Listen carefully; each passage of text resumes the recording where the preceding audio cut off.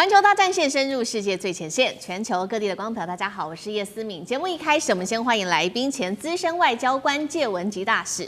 思敏好，各位朋友大家好。时事评论员王尚志，尚志哥。思敏好，观众朋友大家好。资深媒体人彭华干哥。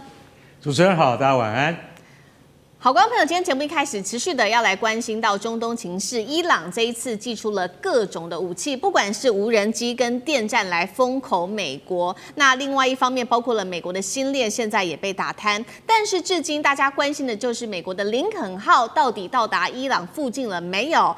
到现在其实美国都还没有出手。难道美国这一次针对伊朗会选择放生吗？今天我们会一起的来做解读。3个火线话题，今天特别请来宾来帮我们做解读。首先看到的是伊朗现在内部的示威持续，大家也在看说美国会不会来救他们呢？美国是不是决定不救伊朗了？因为到现在仍然是看不到林肯号航母到达当地，而伊朗现在内部靠着各种的断网，还有电战系统跟无人机，让这个外面的世界完全看不太到内部的状况，代表现在科技已经站在伊朗的这一边，来对这些示威者进行镇压了吗？最后今天也会来关心美国这一次到底会不会出手呢？如果美国真的不出手，会不会等于就是让哈米尼的家族政权持续的续命呢？这个神权体制有没有可能再统治伊朗20年？如果美国不出手的话，对于整体中东的情势有什么样子的影响？大家又如何看美国在中东的政权呢？今天就这些议题，我们会一起的来做关注。这是最新消息，来自于英国媒体针对于伊朗内部示威暴动所造成的冲击的最新数字统计。他说，对这一场全国性的血腥镇压，死亡人数已经高达了1.6万人，是伊朗见证47年来最残酷的一次国内的清洗行动。而大家在关心的是林肯号到底要不要来救伊朗呢？目前根据了解，原本是停在南海的这个林肯号航母的打击群是已经正式通过马六甲了，现在预估已经转向印度洋，最快可以在3到4天之内就能够逼近波斯湾了。不过呢，在林肯号要航向这个伊朗附近的时候，美国华盛顿邮报在这个时候特别开酸了。他说，川普在这一次的伊朗的危机当中是第一次感受到了美国军力的极限。就算他说呢，美国开上了这个林肯号到当地，根本不足以压制伊朗。他如果一旦做这种全面的报复行动，更不要说包括了以色列跟阿拉伯的盟友也都要川普不要去打这一场仗，所以呢，现在伊朗内部就开始怀疑美国会不会就只是光说不做呢，引爆了伊朗示威者对于美国的全面不信任。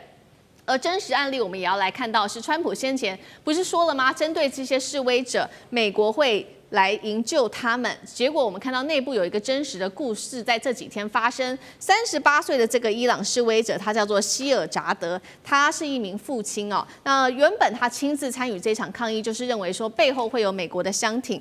在这场示威活动中，他看到他的同伴一个个的倒下。当时伊朗的安全部队在向他开枪的时候，他甚至还相信美国很快就会到达，没有想到他最后身亡了，也没有等到美军的援助，留下了一名12岁的儿子，发生了这样悲惨的故事。其实，在伊朗有非常多的个案，我们没办法一一的报道。那节目一开始，我们要来特别关心到的就是林肯号迟还没有开向伊朗周边，已经重挫伊朗人民对于美国的信任了吗？所谓美国在中东的军事存在，还剩下多少真实的威慑力？大使怎么看？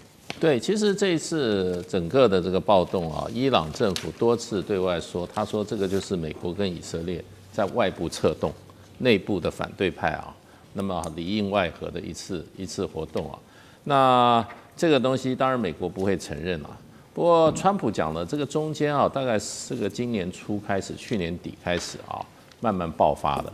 其实爆发的原因主要是经济，因为伊朗的这个物价、通膨跟它的汇率三者都变得非常的糟糕，那让伊朗老百姓这个生活上感觉到大不如前前景也不好，所以呢，开始是从伊朗德黑兰的大市场大巴扎开始的。那个有几个商家贴了标语，然后这些一开始就从这里开始。那结束也在这里结束。因为最近有一个大陆的一个在这个伊朗的一个做学问的一个学者，他最近刚回到大陆，有人访问他那个情况，其实他的感觉是伊朗从头到尾没有失控，没有失控。可是他看到的大部分都是德黑兰地区，他有的时候有高有低，可是以他在伊朗见到的这种群众运动来讲，规模是中等的啊。那问题就是说，伊朗这个这一次呢，不是只有在德黑兰有这个抗议事件，伊朗30几个省，一半的省份通通动起来了。那这个动起来就变成有人说，就是说这可能是有组织性的，有组织性。尤其你知道，伊朗这个靠近库德族的地区，有库德族的分离主义运动，长期跟伊朗中央政府在做对立的。那另外还有就贝鲁兹的部分，也是有贝鲁兹分离主义，那长期在跟这个伊朗中央政府作对的。那当然这些地方它本来就是有组织、有目标的一种反抗中央政府的作为，当然动乱会比较大。那所以大概差不多有30几个省中有一半，通通有这个所谓的示威抗议事件。那可是另外一个角度看，就还有一半没有事啊。对，伊朗是有120万平方公里、9000万人的国家，所以这次事件的话，就是说星星之火可以燎原，可是它并没有燎原。那这个过程中呢，美国一开始川普总统给予他们的资源是非常非常强的，可是是口头上的。对，可是军事行动有没有动？没有动。为什么呢？因为12月底、1月初的时候，这个事情开始的时候，川普那个喊话，西方社会对于伊朗内部的反话，对于他们的支持是非常非常强劲的。包括在这个美国已经度过了将近半个世纪的巴勒维总统的儿子、巴勒维国王的儿子巴勒维2世，也开始积极喊话，说你们必须不要放下武器，你们要继续这样子你们才可以达到你们目的，不断的喊话。那西方媒体也帮他们一起造势那可是呢，到了1月8号，这个事情可能是比较严重的时候，这个教士政府他们就开始要断网。一断网之前，川普就说：“你们如果要开杀戒的话，我就要派军队去了。”然后那个时候才派这个林肯号往这个中东方面去。可是呢，没有多久，川普就说了一句话，川普说：“他们打电话给我们了。”意思就是说，教士政权打电话来了。这个我当时觉得就是一个给自己下台阶的，也就是说情势现在控制了，那些在内部再怎么样，在街头上抗争的人，你们不要怕他们政府已经跟我们美国人直接在讲了。那一方面也是给予这些在街头上抗争的一种精神上鼓励，另外一方面的话，他也是找一个台阶下，并不是说我没有行动，我们支持你们，让你们在街头抗争，结果你们现在可能会被歼灭的时候，他总是要有一些说法嘛。那个说法就是说，我们已经怎么样跟你们的政府联系上。那可是这个事情1月8号以后，这个伊朗政府就革命卫队上街头，大肆捕人而且那个时候死伤有人说2000，有人说4000。BBC 讲的最多 ，BBC 当时讲2000人，可是美国有人权团体说大概500多一点人。那到底多少的话不知道。可是呢，川普呢就警告说，你们不能抓到枪毙的人。可是呢，到了大概十几号的时候呢，12号吧，川普又对外说，我告诉各位大家放心，这个伊朗政府已经同意不把抓到那个800个抗议者杀掉，不杀他们了。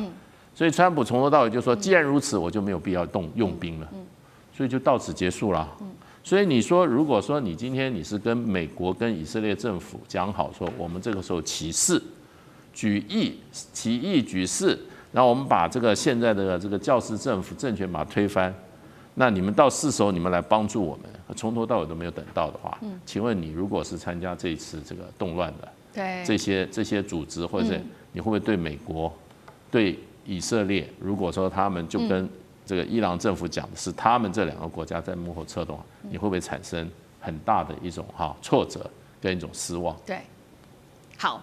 现在目前就是我们可以看到，因为川普他目前都只限于口头，没有任何军事上面的行动。刚刚大使帮我们回顾了整个时间轴，所以导致了伊朗内部人民是对于川普有极度的一个不信任。那另外一方面，在伊朗内部则是持续的扩大在军事上面对于自己境内的一些限制，尤其现在断的就是网络。他们全国境内9000万人的网络现在政府是直接从8号开始直接打断，顺便呢，大家非常看好的就是美国星链神话也直接被打破了。我们来回顾一下，当时在1月8号那一天，伊朗它封锁它的网络30分钟内，竟然网络流量直接暴跌98.5%，等于是直接全国断网了，并且出动的是这个军规级的手段来干扰美国的星链卫星。CNN 说了，星链已经成为伊朗当局的封锁重点的目标，靠的是什么？来看到 CG 上，伊朗它动用了哪一些国家级的电站3连杀？首先第一个，我们看到是射频再加上 GPS 的干扰，直接削弱了低轨卫星的连线，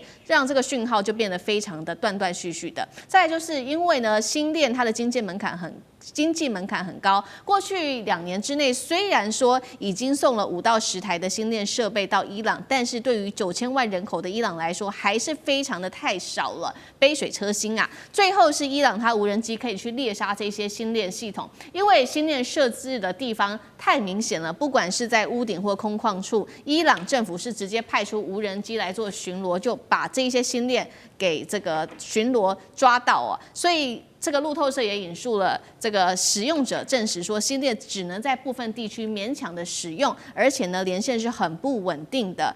干哥又怎么看这一次伊朗全面断网，加上干扰卫星、出动无人机猎杀等等电站资讯封锁，对于这一次来说，是伊朗政府能够镇压民众的一个重要配备吗？伊朗已经要动用所有的手段要把星链 Starlink 给摧毁掉。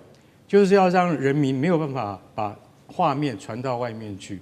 其实老实讲一句，现在你们所看到的一些断断续续的画面都很珍贵。为什么？因为有些人走了几百公里才找得到可以让星链接收得到的那个地方去。为什么？因为刚刚主持人也讲了，老实讲一句，其实伊朗国内很少这样子的接收器，其实估计至少要10万台，你大概才没有办法封锁。那伊朗是动用了国家级的干扰，它这方面，除了射频加 GPS 干扰，大家就想说，其实星链靠的就是什么 GPS 所以马斯克他其实老实讲一句，你说他近地卫星有2000多颗，照理讲很难被干扰。可是今天如果说你要动用到国家级的机器的话，它还是可以把它大部分90%以上屏蔽掉。这就是现在伊朗人民没有办法被外界所得知实际上的状况，是最大的困境所在。然后再加上你知道，你这个 Starlink 它有一个很特殊的，就是说，其实所有的卫星讯号你都必须是露天的，你必须架设在屋顶上，或是必须架设在空旷的地方，那很容易。伊朗政府不是派卫队去消灭它，是派无人机去打掉它。你听起来就觉得说，技术蛮先进的竟然可以用这种方式，用无人机来锁定阳台上的 Starlink 的接收器，这太厉害了。我可以告诉各位，这是中国提出的技术支援，也就是说，这些资源都是来自中国技术的。为什么？因为中国在这方面的技术非常先进，但是这应该要讲成这是军规的，这是军用的。无人机的干扰技术以及无人机的打击技术，这都源自于中国。所以说，伊朗政府为什么能有效的在几个钟头之内，它就让星链传不出去这些讯号，就代表说它真的非常厉害。不过我要讲悲惨的一点就是说，其实伊朗现在国内目前的情况真的非常严峻。我只讲一个数据就好了。2022年大家知道艾哈米就是那一位进了警察局就再也没有出来的女学生，是22岁的女学生。她在2022年的时候，因为她死掉的人就有500人，被关押的人有2万人，到现在这2万人没有放出来。我想你还是要正视这个问题，也就是说，我不管川普你到底是口惠而实不至，你至少要去面对伊朗的确在用神权政治神权政权在对付自己的人民，这到底是对的吗？我想海峡两岸的朋友们都应该多关注这件事情吧。好，陈杰干哥刚刚帮我们提到，美国在关键时刻只说不动哦，那么代表说接下来哈米尼家族的政权会持续的续命吗？有没有可能再执政个20年？尚志哥怎么看？这次美国到底为什么不出手啊？最后其实就美国如果出手，真的能赢吗？真的能吗？那么动手真的有用吗？其实大家很多疑虑。其实大家不是说美国军力问题哦。伊朗是一个拥有核武、有8000万人的国家，它不是叙利亚2000万小猫咪啊。可是，所以一旦如果伊朗真的政权垮台乱了的话，到最后关头，核武这些东西的技术是会流到恐怖分子。所以这次我们在思考这些政治跟军力的计算里头，其实还要思考这些像核武生成的问题哦。所以伊朗到底能不能乱？而且要知道，其实伊朗长久以来就是它是不是外力能够轻易摧折把它打破的？因为它跟所有的政权政治不一样。第一个，它是穆斯林；第二个，它在伊朗的政权有它所谓的这种类似由宗教维系着政治。政治的核心不是我们的民主政治或者什么选民投票、民众投票，它是宗教的信仰作为核心，它是一个大家长制。整个伊朗8000万人，你最后看这个国家哈米尼，它其实是一个难以想象，自古以来的大家长制，到现在都没有断绝的一个独特的政治体制，所以不是我们现在在估算这种西方喊话的东西能够做的。所以，而且要知道政权的垮台这件事情其实是很微妙的。大家以为就打没有，其实我觉得海明威有一句话在这次 BBC 的评论里头有提到，它叫做一开始是渐进的，然后要有个突发的东西。这是什么概念？其实我们在中东，在很多的政权的体制当中，它最后能够推翻政权，首先第一名能够成功的是叫做军事政变，第二个部分就是全面内战。通常要在这样的情形之下的话，他的政权才会真的推翻。所以，但是你看这一次的抗争，虽然没有说很声势浩大，但是商人、学生、基层来说，他们是为饥饿而战。他们不是真正的要推翻政治，而且这里头最大关键，我认为是什么？部队还是效忠的，我认为这是最大的关键。而且抗争后续无力，他跟先军，因为你要在联合国制裁2015年到现在，哈米尼他们上层社会政权都还有钱东西吃，真正没有能力持续的就是基层啊。所以这跟其他的民主社会的抗争不一样。所以我认为这几个关键因素看得出来，美国最后评估不会轻易打的原因是这些原因。好，谢谢尚志哥。那我们休息一下，马上回来。地缘政治、美中之争、战略价值、强权崛起、小国生存，现在与未来洞悉事件走向，掌握世界脉动，全球观点尽在环球大战线。接下来我们要持续关心到的是川普的铁拳哦，这个关税铁拳竟然是砸向了自己的盟友，不管是欧盟或者是今天我们讨论的加拿大、南韩，都被迫在这个时候转向了态度上转向北京。中国在此刻竟然坐收渔翁之利，今天一起的来做关心。赶快来看到这是一个最新的画面，是在伦敦的这一场 NBA 的球赛例行赛。美国的国歌响起的这一刻，现场的馆内不是安静肃穆哦，而是突然间有民众喊出了怒吼声 "Leave Greenland alone"， 放过格陵兰。我们来看一下现场的最新画面。这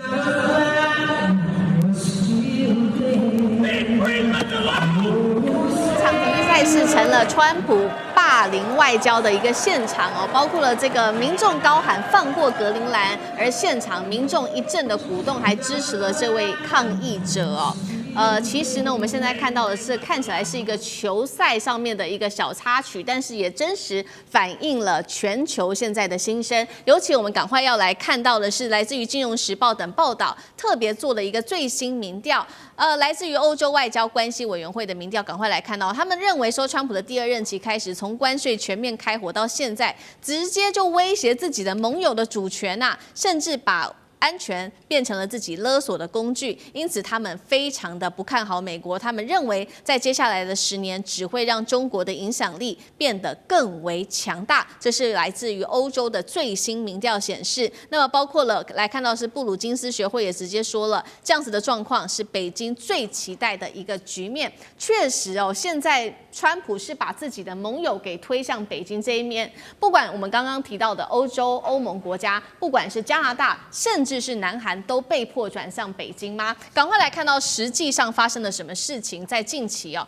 中国大陆跟这个欧盟的关系变得更好了，它调降欧盟的猪肉反倾销税，欧盟则降低了对于中国进口车的一个关税。但是我们来看到欧盟国家跟美国关系可以说是快要撕破脸了吗？川普扬言要掌控格陵兰，并不排除动武，并且加征针对于欧洲8个国家的关税。再来看到除了欧盟之外，加拿大跟中国的关系也变好了，中加现在互降油菜籽跟电动车的关税。反之，我们来看到是加拿大用经济武力狂吼，说要把加拿大变成自己的第51州。接下来最后是南韩哦。北京持续的深化跟南韩之间的关系，包括韩中战略合作伙伴关系。另外一头，我们则是看到川普扬言要撤军4500名的驻韩美军，施压南韩得介入在台海战争当中，把自己的盟友全部推向了中国。而中国持续的来跟美国持续脱钩。最新数据赶快来看到，它降低了对美国的出口，而这些出口转向了不管是非洲国家、欧洲国家，或者是东南亚国家，让2025年中国大陆在全球的贸易顺差竟然高达了超过1兆美元，数字创下了历史新高。尤其要特别来看到全球南方国家在未来5年会更靠近中国，这是他们自己的说法。因为呢，我们包括看到了南韩、巴西、俄罗斯、土耳其有1半以上的民众都认为中国大陆是更可以信赖的。所以节目一开始特别请教大使怎么看了川普这一次他说喊出了要强夺格陵兰，那美媒直言这是逼盟友向中国靠拢。川普的盟友现在难道最后只能都靠向中国吗？大使怎么看？那个川普现在很清楚，他有他自己的雄心壮志啊，他做了美国总统啊，他就要替美国开疆辟土。他看上了格陵兰，也看上了加拿大，这是他的目标。对，那他也说了，他不遵守任何国际法，他只相信自己的道德。他的道德就是什么呢？就是让美国再次伟大，美国第一，这就是他的道德。所以我觉得这些世界上各国，不论你认为你是美国的盟友，还是你是美国的朋友，还是你是美国的泛泛之交，还是你是美国的敌人，还是美国人的对手啊，那都不算了，那都不重要。你自己认为什么都不重要，因为川普现在过去2.0以后的作风很清楚的，不管你是盟友、朋友对手、敌人还是路人，川普对待你们的关系只有2个原则：第一个，认钱不认人；第二个，认权不认人。权是什么？权是拳头的拳。你拳头大，我就跟你妥协，我就跟你好好谈，我就说你是我的好朋友。你没有拳头的话，就说你手上没有牌，你别想跟我讨价还价，对不对？所以这就是认权不认人。认钱不认人呢，也就是说，好人，什么叫好人？给美国钱的人就是好人，对。那欠美国钱或者占美国便宜的，通通是坏人。所以这个是川普的眼中的世界，然后眼中的这么多其他国家跟他关系。所以我今天觉得看很多欧洲国家一直在怎么讲，一直在哀叫，说美国这个不认这个没有把我们当盟友哈，这个盟友已经不存在啦，盟友没有价值啦，这种哀叫没有用啊。川普从打心里就没有把他当作盟友啊！我刚刚说他只认钱不认人，给钱就是朋友，不给钱就是什么，就是敌人。所以呢，这个格陵兰事实上，我认为美国要定了，而且他有实力。对，如果欧洲人真的有实力，真的有决心的话，不会只派37个人去，而且德国真有决心的话，不会派了15个人在格陵兰待了44个小时就回家了。然后他的原因说，我们任务达成了。你会想到调了15个人，花那么大功夫，这个浩浩荡荡跑到格陵兰44个小时，说任务达成了。他说我们只是去侦查的。格陵兰有220万平方公里的土地，对你侦查40个小时，你侦查什么啊？对不对？所以就变成原因，德国很清楚，德国没想到，川普总统说2月1号开始给你的关税增加10%的惩罚性关税，德国好不容易才跟美国达到一个平衡，也就是说，尤其是德国的汽车，美国可是大市场啊。美国人虽然开什么车都喜欢，可是特别喜欢这个宾士BMW、奥迪，在美国很畅销的。还有就是比较平价车 Volkswagen 也是啊，所以10%的关税，德国就撤军了。你想想看，格陵兰它会有救吗？然后这些欧洲的媒体一天到晚去报道说格陵兰民众反对，那都是因为反对的人就那么多人，你都去请他发表意见了，赞成的人你都没有去找人家，你在做政治宣传啊。我觉得川普是看好了，第一个欧洲国家都是什么纸老虎，不敢跟美国人对抗。第二个呢，格陵兰57000人，这个花点钱搞不就解决了，最后就公民自决。然后呢，决定加入美国，把主权交给美国。那格陵兰在美国，在川普眼里，格陵兰的武力就是一架雪橇加2个哈士奇，这种国家他怎么会放在眼里？是。好，所以一方面我们刚刚看到的是川普他现在持续的向盟友施压，那另外一方面，现在全球有多个国家就说他们认为比较看好未来10年中国大陆的影响力，有没有可能出现东升西降？上次哥怎么看？当然，就是因为川普这些野蛮的作为，大家都觉得，哎呀，跟美国这个交往不太好，然后就感觉上跟中国可以靠近。很多人的研判是这样子，可是我觉得不是这样子。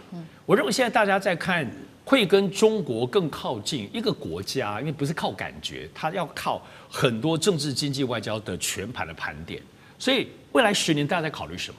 大家考虑的关键是10年后中国会不会超越美国？我认为这才是一个关键句，也就是大家现在在盘点，美国这个怎么东升西降，但这个东西都是渐进的过程。但是如果真正的有一些政治人物或有一些国家领导人下定决心要跟中国靠近，很大的原因在此。我为什么这样讲？首先，我们都知道现在2026年，中国从今年开始“15+5”计划已经开始了，它要一直建设到2030年。而且不要忘了，因为大家其实只要在国际上，任何国家都知道，当年中国在2015年的时候说要建设2025年的中国，大家做台底下连稍微没有人相信，什么科技建国讲了哈利巴拉的，可是到2025年看到，特别是科技各方面基建、军事全面的就铺陈开来。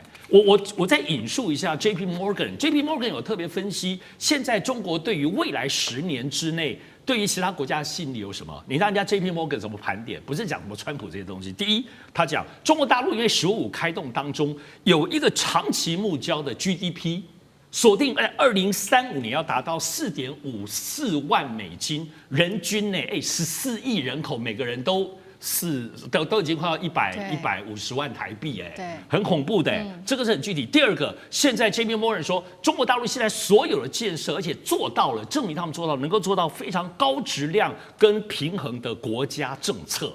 而不是说现在川普摇摆的，所以这对其他国家有吸引力。第三个是中国科技的发展的创新力，现在是非常非常强，甚至认为可能赢过美国或不输美国。第四个是中国大陆全面的生活水平、基建各方面的照顾，比想象中更远离过去对于威权或共产主义的这种形象。它那里面的甚至自由程度跟产生出来的社会新价值跟美国不一样的，这是 J.P. Morgan分析出中国大陆吸引其他国家的地方。所以我想最重要的其实还是什么？还是钱啦。以上海在前2天正式表达，上海他们要求自己未来1至5年内每年的 GDP 人均就要成长6%。给自己开出了这个条件，所以其他城市当然也会有压力。所以中国不只是一个北京政府的头脑，也包括是一个地方政府。就我们对比像美国各州吧，对比像刚刚其实大家讲欧盟吧，大家各省的当中都有自己的期许，都在找自己的定位，而不只是听命而已。而且这种竞争力跟发展力，其实这就是中国现在其实吸引人的。你不跟中国做生意，但你可以跟福建、跟广东、跟上海做生意，你可能赚得盆满钵满了。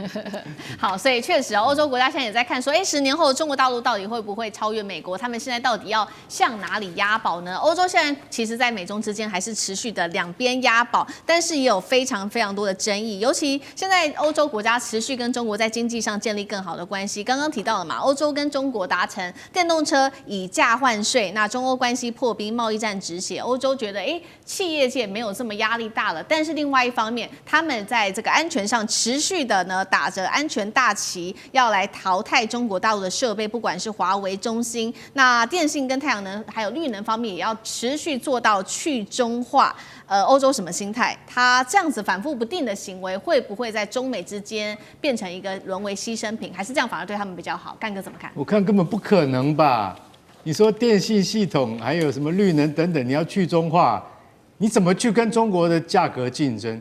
而且越来越不能跟中国竞争，这才是事实，对不对？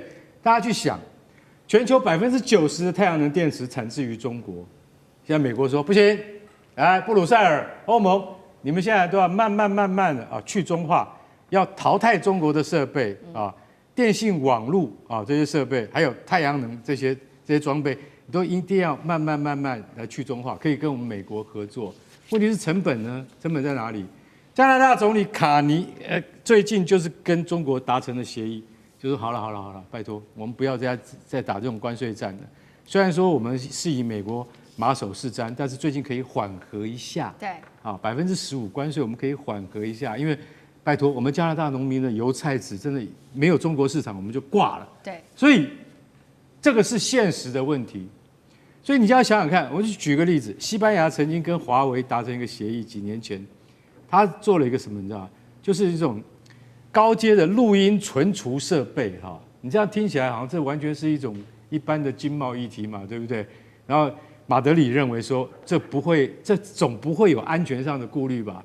结果华盛顿说不行，我们觉得还是可能会被窃取资讯的疑虑，所以说你还是要跟中国跟商务部特别强调，不能有国家的机关去干预你们这种的录音存储设备，因为这里面牵涉到一部分的 AI 的智能权，你知道，所以连美国都要管这样的事情，你就晓得说，其实说句实在话，美国在处处它都在防御什么？防御中国可能会从跟欧盟的一些技术合作以及经贸协议里面得到好处，或者是什么？得到他们可以利用的机密架构，这个是美国最忌惮的。可是你要想想看，中国的市场它本来就是什么？就是公平竞争原则。那欧盟它本来就是强调公平竞争原则的。如果说你今天要打破公平竞争原则的话，就像现在，因为欧洲一直以美国胜利了，欧洲就胜利了。他们的观念是这样：美国得利了。那欧盟就得利了，那是从1944年诺曼底登陆到现在的观念，可是现在的观念已经完全被川普打破了。美国得利了，欧盟你不能得利，只有我有利益才是真正的利益，你们如果要分我的利益，别想。所以这才会有格陵兰这件事情的发生。所以大家就在想说，现在你要入侵欧洲吗？你要入侵格陵兰吗？你本来是我们利益的守护者，现在是要跟我们索讨利益吗？所以欧洲这一段时间，我跟你讲，未来10年会严重影响欧洲人的想法。他们会认为说，美国现在不仅是20%的欧洲人认为他们是敌人，而且会越来越高。到了将来，不仅仅是川普卸任之后，我觉得欧洲人对美国的态度会完全改观。好，谢谢干哥。那我们休息一下，马上回来。地缘政治、美中之争、战略价值、强权崛起。小国生存，现在与未来洞悉事件走向，掌握世界脉动，全球观点尽在环球大讲堂。接下来来我们要来关心到的是高市早苗又有最新动作，他现在赌国运要来解散众院。那一句台湾有事，这一回日本真是付出了非常惨痛的代价。等一下我们会来看细节哦。那么另外一方面，在自己国内在野则是联盟出手，要引爆党内逼宫高市早苗吗？今天会一起的来做关心。其实日本政坛现在可以说是进入到了一个比较高风险的状态，因为高市早苗其实到现在注意了，他上任不到100天的时间，他最新突然间宣布了，他要解散众议院，而且2月8号开始就会进行全面的改选。高市说了，因为呢，他要让这个决定权全民放在日本的方向上面，让人民来自己为自己的未来国家方向做主。但是他不知道的是，或者是刻意忽略的是，日本现在民众最关心的其实是国内自己高物价的问题，还有经济停滞的问题、民生困境问题，他都不管。而他持续一直在讲的就是有关于台湾有事这一件事情。那高市他在宣布解散众议院的时候，他又是怎么说的呢？我们来看到他其实强调了4大点，第一个就是日本要成为正常化的国家。第二个，他说还是要再提到安保3法的修法，必须强化的是对中的威慑。最后，他再次的说了，台湾有事，日本是不能置身事外的。所谓正常的国家，我们现在看起来在高市早苗的定义里面，意思就是要持续的扩军，持续的松绑武力上面的限制。大使又怎么看？这是军国主义死灰复燃吗？有没有可能这种右派的情势会带着日本往更危险的方向去走？大使怎么看？对，日本右派基本上就认为日本在2次大战的作为是正当的，那他们这个国家就是应该要走这条路，而且他还是维持当时军国主义的整个他们的世界观。日本这个国家要生存下来，对，那就要怎么样？就要有强大的武力，就要对外侵略，对，那不容任何人，尤其在海这个把它包围，会对它形成威慑啦。所以右翼基本上就是日本军国主义的余孽，所以这个是大家都很清楚的。那高市早苗这一次，因为他目前的民调蛮高的，大概都70%以上啊，一直都是这个民调，所以他想乘胜追击，改变目前日本的政府的这个结构。现在日本政府的结构，因为日本是这个制国家嘛，所以基本上就要看参众两院的议席。那众院的议席，日本的议席是433，众院我记得433。现在这个高市早苗的自民党跟他的这个维新会2个加起来刚好超过433的这个半数的1票。那而且就是说自民党它我记得只有199席，它要靠这个维新会那个35席帮它撑起来。可是呢，高市早苗认为这个时候应该自民党在他这么高的民调名气下应该把他自己在国会的议席把它推上去。那推上去，而且事实上他对于这个维新会跟他的一些所谓的结盟的条件他也不是很清楚，因为维新会有一个结盟条件是要裁减日本国会的席次那当然不会裁这些所谓的这些这个选区，而是会裁不分区的，也就是那些政党比例代表的这些席次。那这个对于任何政府来讲都是很困扰的对，所以我觉得他是要摆脱这个。另外一个，日本的参院目前来讲的话，事实上这个执政联盟，也就是自民党加上这个维新会都没有过半。那什么叫正常国家？当然我们的解读就是说，就是要怎么样？要扩军，要松绑武力限制，这是目前现阶段的。其实最高的目标是要修宪，要把日本的宪法，其实日本宪法修宪已经讨论了20-30年了，都是谁在？都是极右派在这。然后安倍的时候，甚至有草案都出来了，就是没有办法修。那要修什么？第一个，自卫队改为日本的国防军。日本没有什么自卫队。第二个，日本和平宪法只做防守不做这个前置性的这种有没有攻击的力量，那个他也要改掉。所以这个就是美国人给日本人加到这个紧身的夹克就是那个宪法。那所以他现在事实上要做正常国家，就是要修宪，修宪他就要改造国会，国会他如果不能够掌握了，他就没有办法做，所以他用一个很高的目标来号召日本的右翼的民众来支持他。那到底会不会达到他目的的话？有人说他可能会自民党会多得几席，可是呢，问题呢可能没有办法照他就是说又由自民党单独的来控制两院这样子的情况之下，所以呢就变成这个其实高市早苗事实上挑衅中国大陆，有人就说对他在内政上的声望是有帮助，这个事实也看到了，也就证明了其实右翼极端右翼不是少数人，在日本有深厚的社会跟文化跟历史的基础，这就是对日本的认识，不要再认为什么都是只有右翼少数了，日本的社会的主流就是右翼。好，那极端右翼在日本的声浪持续的崛起，再加上这个高市早苗，他希望改造国会来做修宪，所以中国大陆也做了各种层面的反击。今天我们要特别看到从3个层面，画面上看到从经济、战略跟关键命脉，也就是稀土上面做的反击。首先经济，它赴日旅游全面启动，水产全面禁止，还有牛肉、清酒全面出口受阻。再来就是战略层面，东海、台海实施的是实弹军演常态化，钓鱼岛巡航也增加，最后是在稀土上面的管制变得力道更加的大。高市一句台湾有事论，让日本付出这么大的代价，真的值得吗？上次哥怎么看？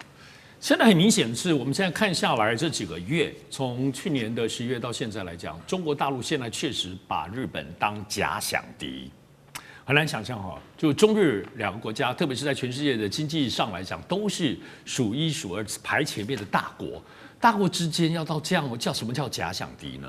可是我觉得现在中国大陆很明显有一个战略已经可以看得出来，他不只是不高兴高市早苗说台湾有事这个事情，然后你介入台海之间，看起来中国大陆是顺着这个势头，拿日本这个国家，特别高市早苗还这么坚定不改变的话，来练手。练什么手呢？这都知道，其实，在未来对中国大陆可能最大的冲击跟决定，就是要不要完成两岸统一这件事情，特别是透过武统。那一旦有诉诸台海的武力，这是牵动全世界的。而且众所皆知，不只是全世界的智库在分析，包括中国大陆自己也都知道，一旦如果台海方面确实有更激进的动作，北京方面的话，可能就会遭遇到制裁。所以遭遇制裁这件事情，就打台湾或武统或统一当中付出的代价就是经济制裁，这没有任何人会反对。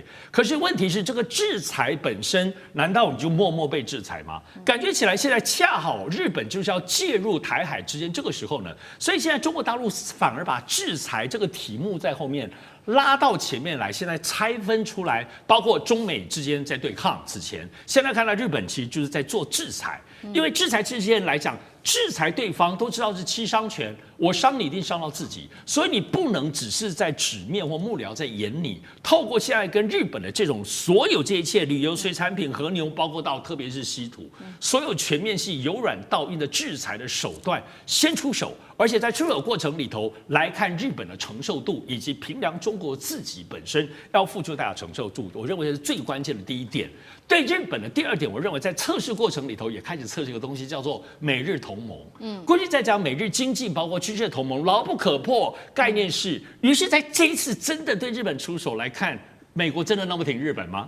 那么最后川普打电话给高市早苗，警告了一下，看到了裂缝哦，所以这个真的不是不知道。当然，第3点对中国最重要是历史的清算，历史伤痕。过去来讲，从2次大战之后，日本战败之后，其实坦白讲，并没有很真实的一个大清算，从情感到实质，所以这使得日本政府也没有公开道歉，有很多对常来常去修改课本的这些东西，其实对中国大陆很不满。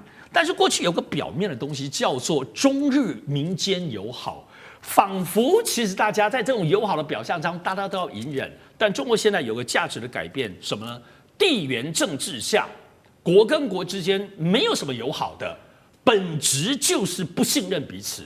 有什么好信任的？跟韩国有什么信任？所以最后是这个东西是拿出来之后，是个全新的中国大陆在地缘政治当中全新的立足的价值，跟过去的隐忍不同。所以我看在这一次的这3个多月以来，中国大陆的所有部分，不只是对日本制裁，包括这方方层面当中，都体现中国大陆要去测试，要去具体的做，来看看真实的结果。认为现在看起来果然是持续的推进。应该会持续的下去，不会松软的。好，所以我们看到中国大陆对于日本的制裁持续，同时。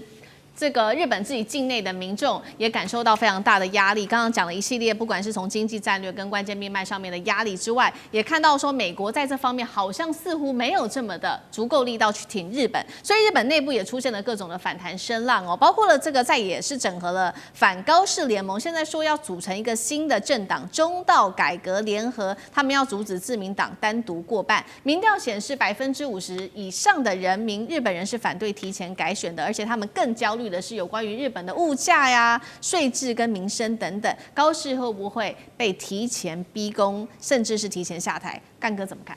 任何事情都有可能，不过以现在他的支持度来看的话，几乎是以目前的状况来讲，大概他不会被，就像刚刚大师讲的，因为他支持度还是很高。对。可是50%这么多的日本人会觉得说，你现在是干嘛？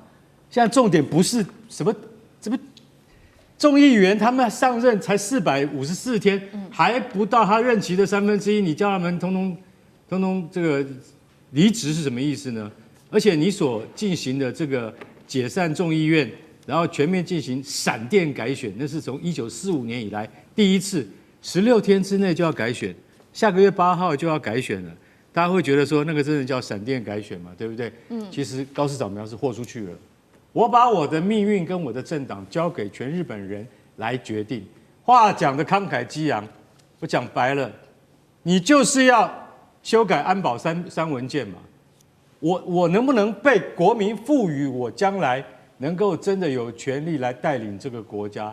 意思就是我能不能让我的国家完全向这个右派倾倒，然后我可以真正能够实现日本的国防的跨出那一步的自主化啊！不但它能够卖武器，它还能够成为真正的陆军、海军、三军。他想的就是这样。所以日本国内反对党他有讲了，他说：“你知道吗？高市首相有个叫福冈饭团之友会，就是街友会啦，就是专门照顾那食物银行啦。”他说：“你知道他现在已经穷到连那个食物都买不起了吗？这个应该比较要紧吧？”比你的什么安保3条件要来的要紧多了吧？还有很多物价的上涨，这些事情老实讲一句，应该是你高市内阁应该要重视的。还有一个什么叫世纪之友会？什么？因为日本也有无家可归的儿童啊，他们在育幼院里面，但是他只能够日托，晚上还是要回到亲人身边。可是有很多小朋友都没有。就等于是无家可归就对了。他说：“高市，你应该要重视这些事情，这些反而应该是民生议题是比较要紧的，还要被中国的制裁等等。可是你现在看高市的做法，就完全豁出去了。我有可能丢掉首相的位置，但没有关系，冲着我现在有高支持率，我来赌一把。如果我赌赢了，我可以告诉各位，那就是跟中国全面对峙的开始。为什么？我先告诉你，日本你要有核子武器。”恐怕50年都做不到，但是中国现在就有核武对付着你，所以高市早苗，你不要走这个险棋。长远来看，跟中国的对抗一定会输，你还是重视你自己国内的民生议题会比较要紧吧。好，谢谢干哥。那我们休息一下，马上回来。地缘政治、美中之争、战略价值、强权崛起、小国生存。现在与未来洞悉事件走向，掌握世界脉动，全球观点尽在环球大战线。好，我们持续要关心解放军现在斩首的画面上了，从央视来做播出。另外也会关心包括解放军无人机闯东沙，还有1000艘的渔船列阵。中国大陆是已经把准战争剧本摊在第一岛链，甚至台湾的眼前吗？今天会一起的来做关心。好，我们赶快来关心，在川普总统他成功突袭了委内瑞拉之后，北京方面难道现在是立刻的接球吗？因为呢，我们来看到是中国大陆的官媒央视突然间在此刻发布了一个影片，这个影片是特战队员演练他们在夜间的一个斩首行动，夜间做渗透、近距离歼敌，执行了一个斩首的画面，现在被视为是对台湾正式发动一个武吓的讯号吗？好，这个呢是一个影片，但是有实际的动作是什么呢？国防部1月17号表示，发现了中国大陆解放军一架的歼侦无人机进入到了东沙群岛的领空，这个高度呢，其实是在我防空武器这个射程之外的，在我方是以国际频道广播之下才将他们给驱离哦。那么我们看到海巡署以及陆战队此刻正好又在东沙岛这边进行今年的第1季的这个实弹射击演训，所以被视为说这个无人机的动作其实是非常的具有政治敏感性的。先是央视发布了斩首行动的影片，接着又派出无人机去入侵东沙，北京这一次释放什么样子的一个武吓讯号？大使怎么看？我想大陆现在就是说这些不管是军演啊，还有关他这些军事行动的这些资讯的发布啊，还有就是新的武器，像无人机进入到我们这个东沙附近的这个水域啊，来进行侦查。你看它的平密度跟它的这些这种真实性、实战性都越来越怎么讲？越来越真实，越来越怎么讲呢？认真。那你就要反过来看，就是大陆为什么会有这些动作？就是说他们可能认知的台海情况是越来越有可能失控，越来越有可能会复杂化。因为不只是就是说我们台湾内部的这个政治目前的政治发展跟走向那事实上大陆不但就是说跟我们政治上互不隶属，而且它被界定为是境外的敌对势力。那另外一方面就是说，我们现在这些论述的话，基本上就是完全跟中国大陆是在历史、在社会、在这个政治上、在国际关系上是没有关系的，而且是怎么样？是对立的。那所以这个情况再加上美国事实上对台湾的军售，也在加强。日本那更不要讲，高市早嘛就说了，台海有事就是日本要动武的时候了。那所以这个情况之下，当然你要换在大陆角度上来，这个情势在往恶化的方向走，所以它各种的准备跟它的威慑的这些作为都会增强。而且我认为，如果说两岸关系如果要照目前这个路径再走下去的话，那可能中国大陆会有更多的动作。那我认为这些演训基本上都是他实战的一部分，他需要在实际的操练。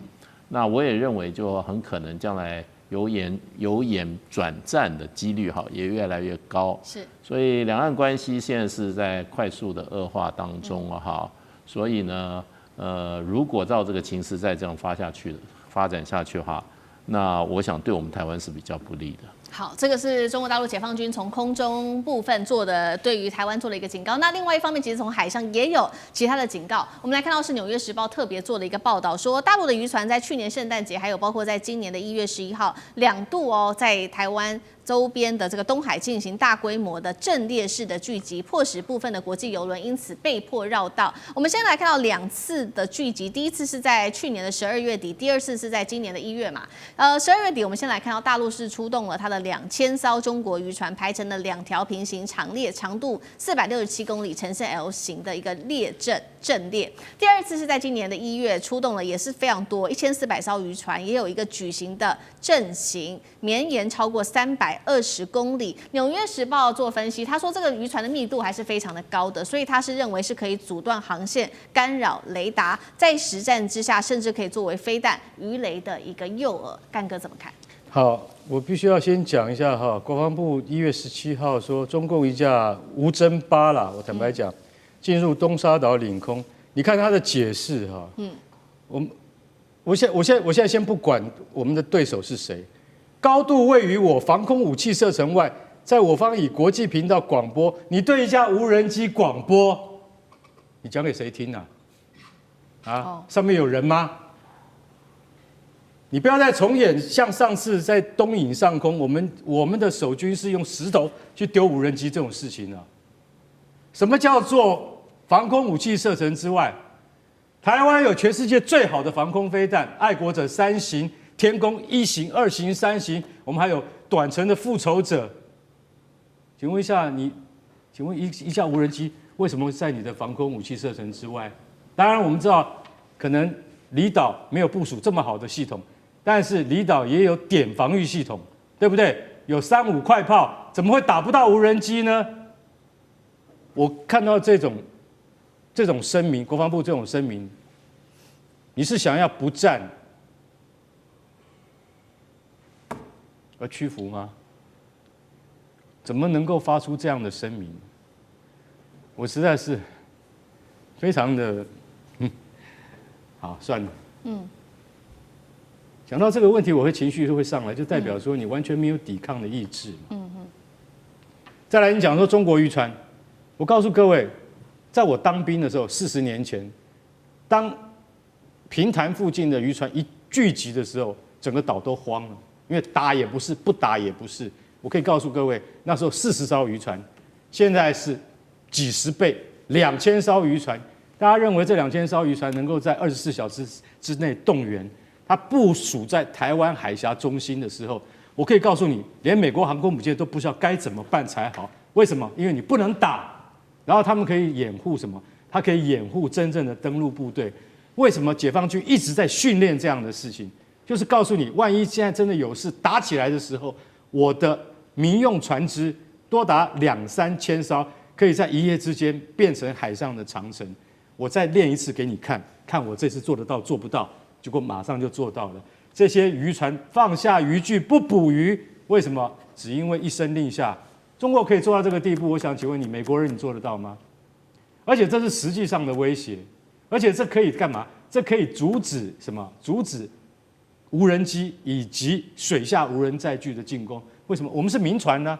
你要是误伤民船的话，你的国际责任你就吃不完兜着走。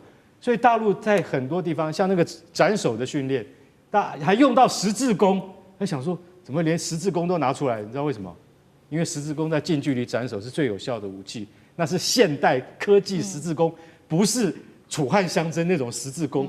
大家要晓得，中国在很多方方面面都让你觉得你很惊讶，因为他不断在演练。等到有一天成为事实的时候，你才会知道说，哦，原来他对各方面的训练都已经扎实到这种地步，这才是整个美国和我们都应该要特别小心、谨慎注意的地方。好，刚刚看到画面，在刚刚讲的时候，我们可以看到那个画面显示1000艘渔船的一个列阵，非常的震撼哦。那对于台湾的冲击，我们持续请上志哥来带我们看。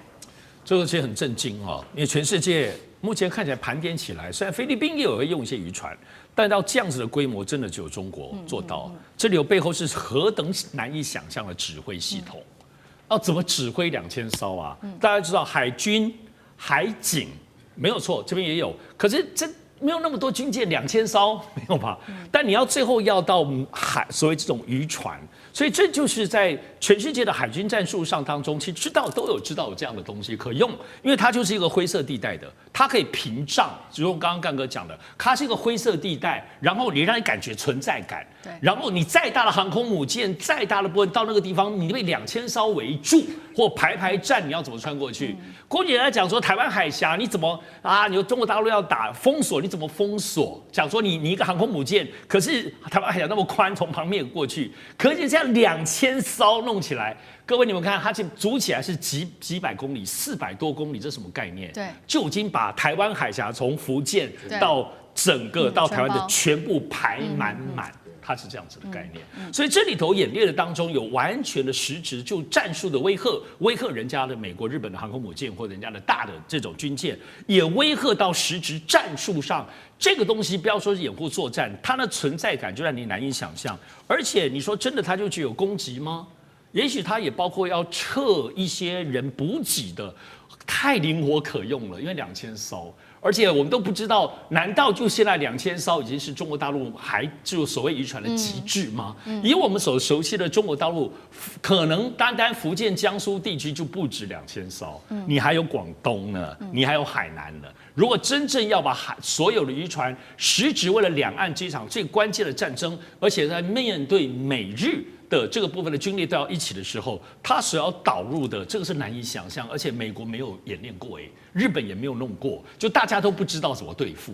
所以现在其实丢出的这些问题，其实我认为以中国大陆过去来讲，这些都是藏得很深，不会让你看到的。但是现在为什么包括把斩首行动让你看，包括这种不用枪声，把你就可能就这样没有枪声，安安静静的斩首。另外渔船大阵仗的，这因为主要这些东西都是超过美国它的这个主要对手能够理解的。而美国为了要因应这个东西，只要开始又要花好多的人跟力气在研讨要怎么破解，但是单单看到就真的能够破解吗？所以这里头，而且人家用的难道你以为是可以干扰？人家可能都北斗卫星。